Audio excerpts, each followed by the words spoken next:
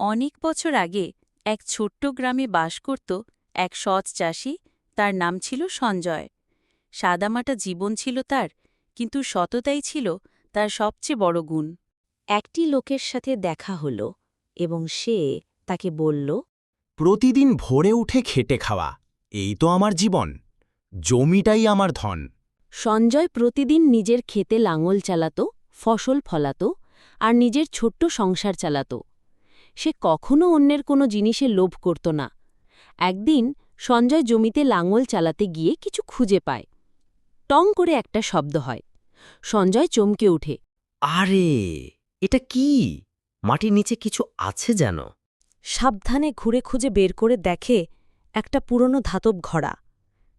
সঞ্জয় চোখ কপালে উঠে গেল। সোনার কলসি! এতে তো অনেক দামি গহনা আর স্বর্ণমুদ্রা।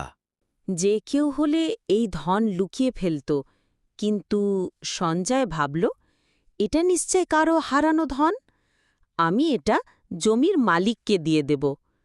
সঞ্জয় সোজা যায় জমির মালিকের বাড়িতে। সে দরজায় কড়া নাড়ে। বৃদ্ধ জমির মালিক দরজা খোলে। আপনার জমিতে কাজ করতে গিয়ে এই কলসিটি পেলাম। এটা আপনারই হবে নিশ্চয়ই। আমি ফেরত দিতে এসেছি।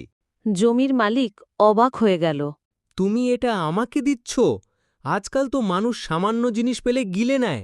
তুমি সত্যিই অসাধারণ। জমির মালিক খুশিতে সঞ্জয়কে জড়িয়ে ধরেন। তিনি গ্রামের সবাইকে ডাকেন। লোকজন জড়ো হলে জমির মালিক সবাইকে বলছেন, এই মানুষটি আজ প্রমাণ করল যে সততা এখনও বেঁচে আছে। আমি এই সোনার অর্ধেক সঞ্জয়কে উপহার দিচ্ছি। গ্রামের লোকজন সঞ্জয়কে বলছে, জয়, সঞ্জয়, সত্যি তুমি আমাদের গর্ব। সঞ্জয় বাড়ি এসে তার ছেলে মেয়েদের সঙ্গে বসে, বাবা, তুমি এতগুলো সোনা পেয়ে ফিরিয়ে দিলে কেন? বাবা, সব জিনিস টাকা দিয়ে কেনা যায় না। সততা এমন এক জিনিস যা মানুষকে সত্যিকার শ্রদ্ধা এনে দেয়, আর ভালো কাজের ফল একদিন ঠিকই মেলে। সঞ্জয় তার সততার জন্য সম্মান পেল, ধন পেল এবং গ্রামের সবার ভালোবাসা পেল। আর তার এই সততার গল্প আজও লোকের মুখে মুখে ফেরে। সূর্য অস্ত যাচ্ছে। সঞ্জয় ক্ষেতের ধারে বসে আছেন। পাখির এই ডানা ভিডিওটি ভালো